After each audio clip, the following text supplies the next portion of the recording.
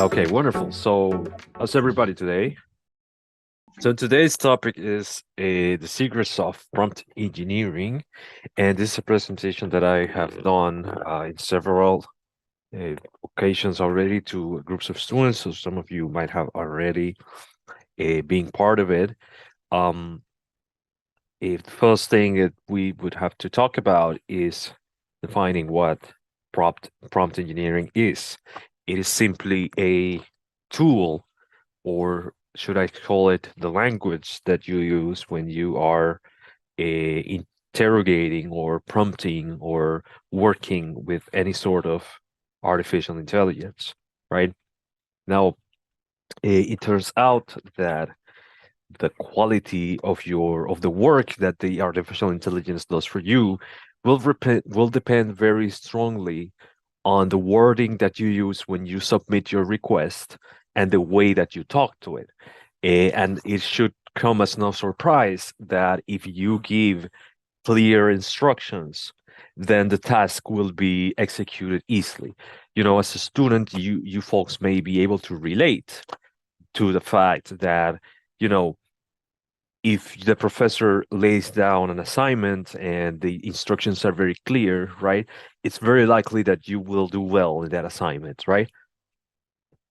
So, just in the same way, I want you guys to think of when you are using generative AI, whether it's an image generator or ChatGPT or anything of the sort, Gemini, Claude, the better your questions, the better the AI will function, right? So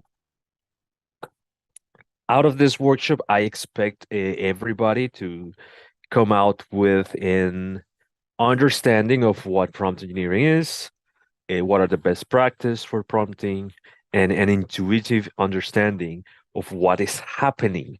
How do these models work? Now, language models are very complex. There is much to learn about them, but how do I say this, right? Uh, we can distill at least give you a very superficial understanding. Now, I do want you to know that what I'm going to share with you is not the whole story. It's a lot more complicated. Uh, what I'm giving you is very diluted, right? Very diluted information. So I encourage you to study more on the topic. I will be sending a playlist where you can learn more, a few videos from researchers, and hopefully you can take advantage of it. So I also want to share some curiosities about language models. I need to because they are very interesting technology. So far, it has surprised even the people who made them, right? And I don't think there are many examples in history of things that were created that, you know, surprised so much the very people who created them, right? Especially in the world of technology, because maybe in medicine or research in biology or something, they might come up with something and they can get surprised or can, oh, this has this side effect, or penicillin, has this side effect. But when it comes to language models, they are a subject of much study, and they are studied as if they were a phenomenon of their own, which is remarkable because people created them, right? And usually when people create a computer program or some machine like an airplane or something, right? We know exactly what it's capable of. We know exactly how to use it. But when it comes to language models, one of the most fascinating aspects of them is that people don't exactly know how to use them, right? Even the people who created them get surprised. They're like, "Oh, this thing can do this." Like there was an entire research paper recently about Claude, and it's a really very interesting research paper, and the way they talk about it is almost as if it's alive. So it's definitely a very interesting topic, right? There's much to talk about. Now, when it comes to the main topic at hand, which is prompt engineering, what I want you guys to visualize into your head is this idea of a person who is a snake charmer, right? And this person, you've all seen this metaphor, perhaps on Looney Tunes, probably, of this gentleman or some mysterious person that brings out a flute, and they play a flute, and the serpent dances along with the music and seems to obey the person that's playing the music, right? So they are charming the serpent with the flute, right?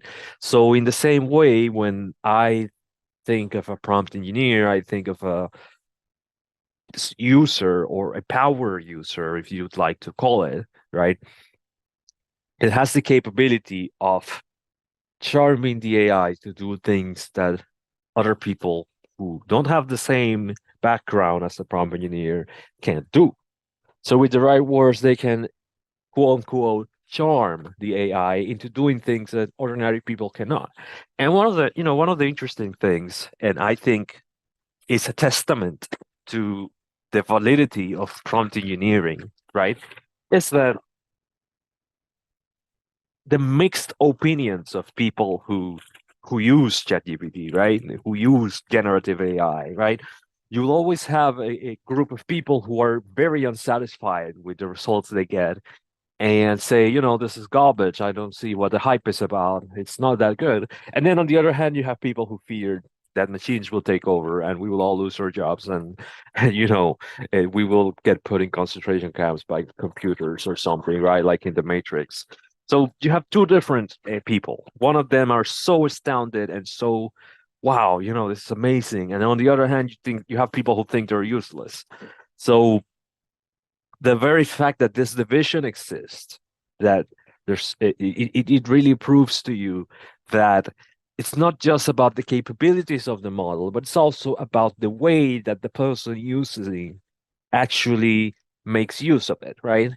So this is why this entire presentation exists. Now, first in order to be a good prompt engineer, we need a good foundation of what a language model is and how is it created, what is it used for, and well, let's see. Let's think about it because we can't really describe down to the smallest detail what a large language model is.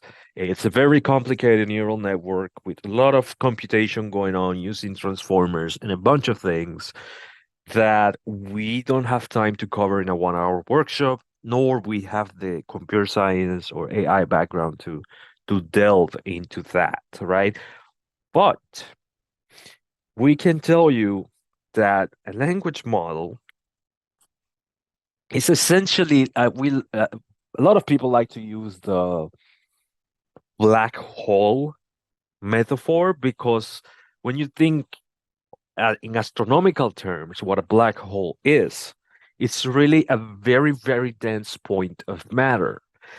And you can think of a large language model as a very dense model containing a ton of information, and the information is compressed. So, for example, these one of the facts that you should know is that these models are trained on data sets that are composed of the entire internet. Now, the resulting model is never as big as the training set. So it's almost like you are creating a summary, or it more than anything, it's almost like you are just on extracting the gist of something, right? For example, when you come to this presentation and you are here listening to me for 1 hour talking about language models, right? You're not going to remember every single detail and every single word I said, but you are going to leave this presentation with at least an intuition slash a gut feeling slash a gist of what I talked here. You will get some important points, and that's what you're gonna stay in your memory. What's going to stay in your memory, right? So large language models are a little like that. They go over all of this data, right? And they build upon, they find those relationships, and they essentially, you know, it's almost like they're compressing the information. You can use one train a model on like a terabyte of data, and the resulting model can just be a couple of gigabytes. So very, very interesting, right? How it compresses information like a black hole. Now, how the model works is by utilizing this thing called weights. And you can, in an easy example I like to use to explain this idea of weights is you can think of it like a complicated game of filling the blanks, right? Like here, I have a sentence that is incomplete and has a blank, right? And you, as you can see, you have options of what is going to follow the preceding words, right? Now, the interesting thing is that all of these three options here on the right hand side are valid options. You can jump into the pool to swim, you can jump into the pool to save your phone, you can jump into the pool to dance.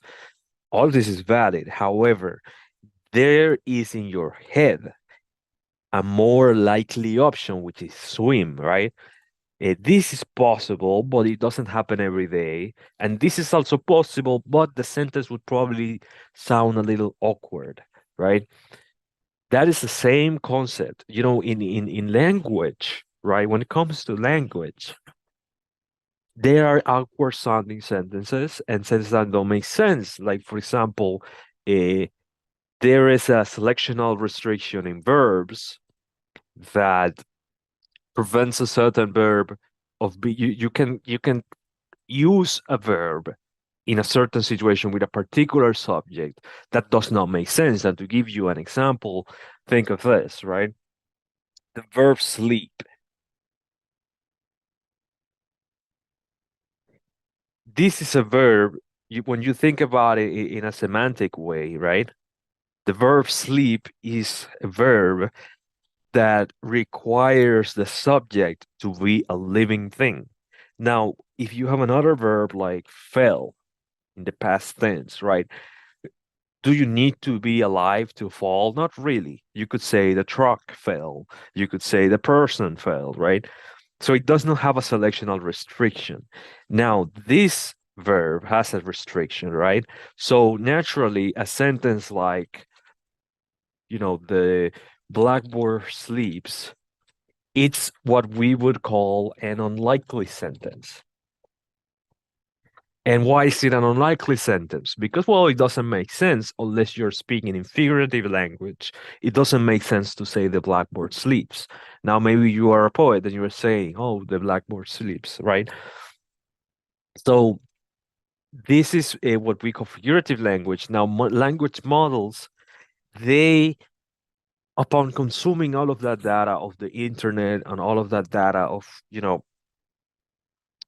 conversations between people, books, following all of these text, they start to make sense of the world in a very primitive way, right? If you read 1,000 sentences that look in a certain way, like you say, oh, he jumped into the pool, he jumped into a pool to swim. If you read 1,000 times, he jumped into a pool to swim, then the more likely action becomes swim. So now it's more complicated than just words because large language models use a thing called embeddings, which is like a translation from meaning, semantic meaning, to into the computer, right? So a computer can tell when something is a noun, when something is basically associated, the associations between words. It's a more complicated than that. It's not just feeling, it's just predicting the next word. There's a little bit more nuance to that because the computer doesn't just see a word, the computer actually sees a vector or several vector space, right? Which contains a lot of information about the words. So it's not just an export prediction. Whenever you hear people, oh, they're just predicting the next word, assume that person doesn't get it because they're not just predicting the same word. There is a lot more of information that the model is using to predict the next token, right?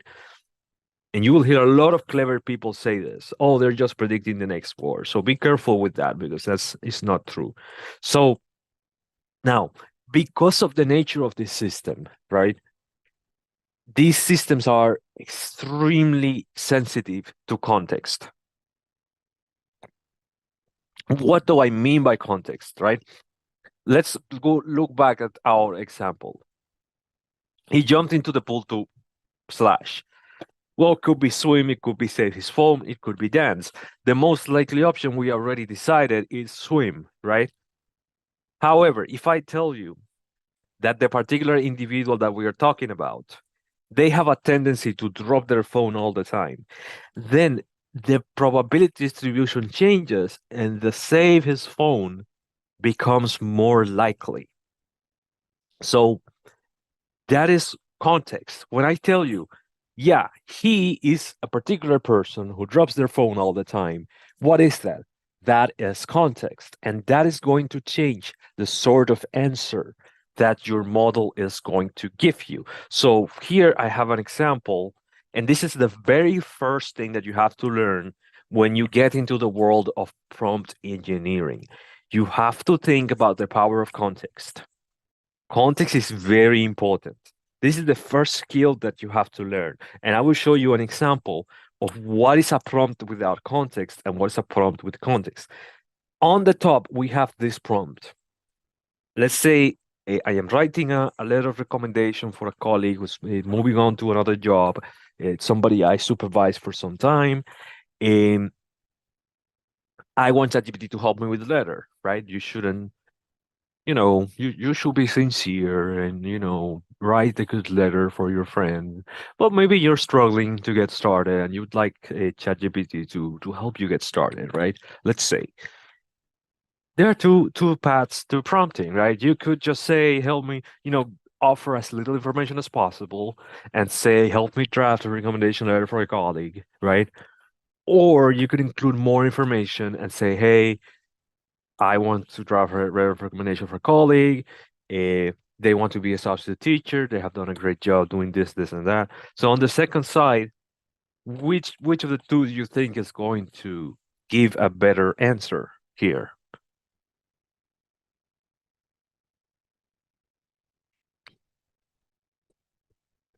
Feel free to put your option in the chat, either the top one or the bottom one. Come on, guys.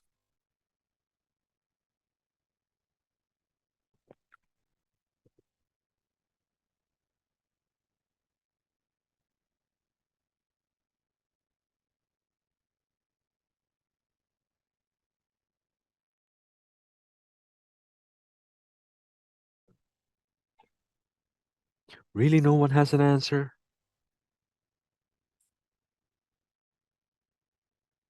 Either the top or the bottom. The top one. So the best one in this case would be the one that offers the most context, right? Because again, think about what this one is going to do. It's going to write a generic letter of recommendation, right? Whereas the bottom one is going to write a full letter of recommendation and it's going to say, oh, they have been doing mathematics. It's going to sound more realistic. So the more context, the better. Now, I shared before, and this has always drawn the attention of people. I get asked a ton of questions about this. I borrowed this image from a blog that I will encourage you to read called One Useful Thing by Professor Ethan Malik from Wharton University. And he asked a large language model, I think it was ChatGPT, to imagine itself, right? As a, how do I say, as a bubble. And it really, one of the very first people who really opened my eyes to this world of prompt engineering. He has some very insightful things to share. Um, he shared this image that was generated by DALL-E, which is an image generator of ChatGPT, right? And you can see here in the middle, you have this a general knowledge bubble, and then you have all of these potential areas, right? In the outskirts, right? And you can see, for example, over here, there's different words, like you have Shakespeare somewhere, you have Shakespeare here. So when you prompt with context, you get to access the whole of the surface of the model. Whereas where the idea here is that when you use very general knowledge, your prompts don't have much context, right? You essentially use the center of the model, and if you want more specialized things, you have to prompt in a little more specialized way. So let's say you want over here in this area, the model happens to talk like a pirate. So you could have the model become a chemistry tutor that talks like a pirate by prompting on a very specific way in this area, right? So that's how you should think of the language model, right? It has a lot of knowledge, but to tap into it, you really need to know how to navigate it, right? And another a very interesting uh, conversation that has been had is using chain of thought prompting. And it sounds like a very fancy word, but chain of thought prompting is simply asking the model to show its work, right? So different techniques have resulted in ways to increase the model's reasoning capabilities. Here you have two examples, right? Same question is asked, as you can see. However, it one answer it gets the answer wrong, whereas in the other it gets it right. However, what's the difference? In this one, the model was asked to show the middle steps, you see, instead of giving just the answer. And you might remember this from math class, right? You always had your professor asking you, no, oh, don't simply put the answer, show me your work. So there is merit to show that, yes, asking the model to show its work, it's very useful. Now, there is some terminology that we have to get out of the way. People talk a lot about the system prompt. This is the underlying instructions that govern the questions that you're asking in the user prompt, right? And fear not, I have an example for you here. Here you have this idea. Can I clear? Yeah. You have a system prompt here, and you can think of it like the header in an exam question, right? And then the instance prompt is just a particular problem that you are being asked to solve, right?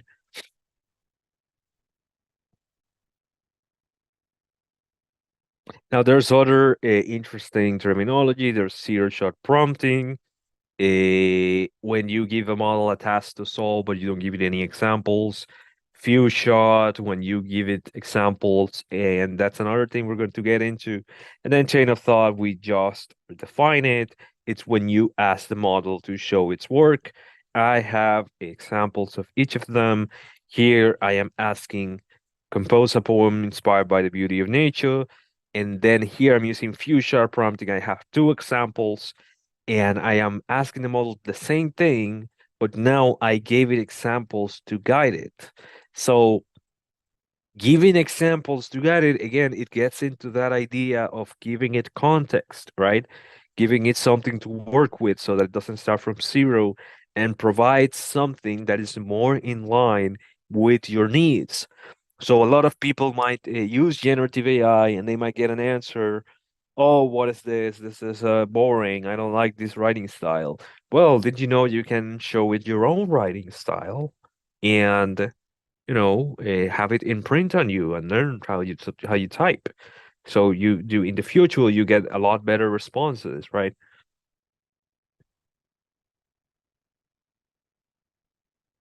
Here's another example, system prompt with chain of thought.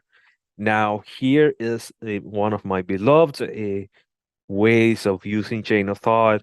I am asking the model, explain your thinking, why you are making this call. Give me the specific snippets from the text that makes you think that the user is doing this, this, or that. And here you see how it says the user's not feeling that confident unless they pull a rabbit out of their hat. All of those are figurative language, right? Another important, you know, large language models have been called by scientists, they are good people simulators, right? Give me one quick second to grab something.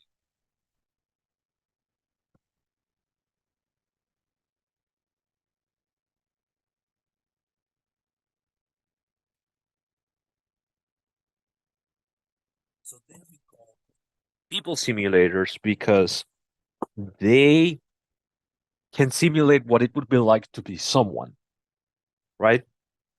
And what does that mean? Well, you can say to a model, I'm writing a product review. I want you to sound like a very cynical person who was impressed by a product that was otherwise expected to be boring or something like that. And it can sound like that, right? Another thing I saw a couple of months ago, it was people were creating ideas for products. And in one of the prompts, they asked the model to talk like Steve Jobs. And it turns out people were very impressed by that one, that model who used the talking like Steve Jobs. So that's again another idea of context, because when you say, "Hey, talk like Steve Jobs," that's technically giving it context, right? I want you to talk like Steve Jobs. Again, going back to that analogy with the cloud, right? Let's go back to the cloud. So somewhere in the surface area, right? Over here, the little model's talking like Steve Jobs. So again, creative things to do, right? Also, very important to introduce constraints. I love this. Constraints are extremely useful. And then step-by-step instructions are also great. However, I think constraints and roll and go more important than the step-by-step instructions. Now, one of the most recent changes to ChatGPT is that it now has memory. It remembers things. For example, after much back and forth with me and much arguments, my ChatGPT has learned that I hate when it uses modifiers. So it usually says like, spearheaded a very successful. You don't like the use of the word very, right? You can argue with your model and say, hey, I don't like when you do that. And it will create a memory, right? But I think this is only available for the paid version. It essentially creates a memory about how you like your answers. So very, very useful feature. You can also keep your conversations in one place, right? Now, it has happened to me in the past because I use GPT a lot that the conversation becomes too lengthy. The model begins to lose focus, right? One thing I like to do is that I ask it to summarize everything it has learned in this conversation and create a prompt for continuing the conversation in a different chat. And that also helps because at some point the context is too large, information begins to get lost, right? But yes, you want to keep your conversations in one place. So if you tend to ask it for letters of recommendation, you can always go to the same conversation. You can provide feedback with examples. So let's say you didn't like the letter of recommendation it gave you, but you didn't use it, right? So you can go back and show your letter and say, hey, the letter I wrote should look like this. I prefer this letter, right? Remember, it will learn the gist of what you show it, right? Every interaction it learns a little bit more about you and the answers you prefer. When you keep your prompt in a specific chat, the context is available immediately. Now, finally, let's wrap this up with a little bit of fun. Uh, like I said in early into this presentation, large language models are a subject of much study. As a matter of fact, they surprise even the people who created them, people who have been working with AI for the longest time in their life. They quite talk about this thing like it's alive because they study it like if it was some sort of experimental creature. So there's a lot of curiosities. One of them is that they can be very gullible.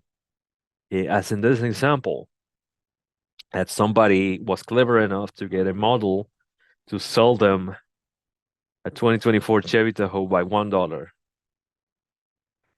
And he even responded with a very fun, quirky response here. Um, there is also evidence that shows that language models respond to emotional pleas. And I can tell you one recent experience in my research is that I found a model. A I was having, very mixed results. It was giving me like errors for half of the answers. And I just repeated the instructions again. That's all I did. Like I just went and just copy and pasted a sentence that say, be careful, remember this, this, and that, just before the end. And guess what? That almost doubled the precision of the task that I was working on. And I was very impressed by that because I had spent like 4 or 5 hours training the models from scratch, and I was not getting those numbers. And then I just copy and paste the one sentence in the prompt, and I'm like, "Be careful." And guess what? The model was careful and got better answers. So I was very surprised by that, honestly. So they respond to emotional pleas. You can see a person here saying, "This is very important to my career," and it turns out that what? Um, it works better. It's a lot more precision by telling it that's an important thing. There's also this idea of jailbreaking, which is people love to talk about this, and they always pat themselves in the back, like I broke the model free, I broke the model free. This is essentially getting it to do things that's not supposed to do. And for example, here, somebody jailbroke this model by hard coding the answer into the prompt so that it continued answering. And then somebody here, they use some weird words and language to bypass the safeguards that they put. Somebody wants to cut a stop sign. Like, that is kind of like, what kind of anarchist are you, dude? There's this particular example which people love is the jailbreak example, right? Which they put a picture of a panda, and for some reason that causes the model to comply with whatever request it is given. Now, the idea with this panda picture is that there's some malicious code embedded in the image which actually does the jailbreaking. It's not literally that the model is responding to the panda. Finally, before we wrap this up, I would appreciate if you folks took a second to fill this Skillshare survey for me. I will give you guys 5 minutes to do it. Yes, it can be filled out at the bit.ly link. Yes. Okay. All right. So that's going to be all for now. And stay tuned because we're going to have a part two to this. So, yes, there will be a recording session available, and the recording session will be available in the Skillshop's a YouTube channel.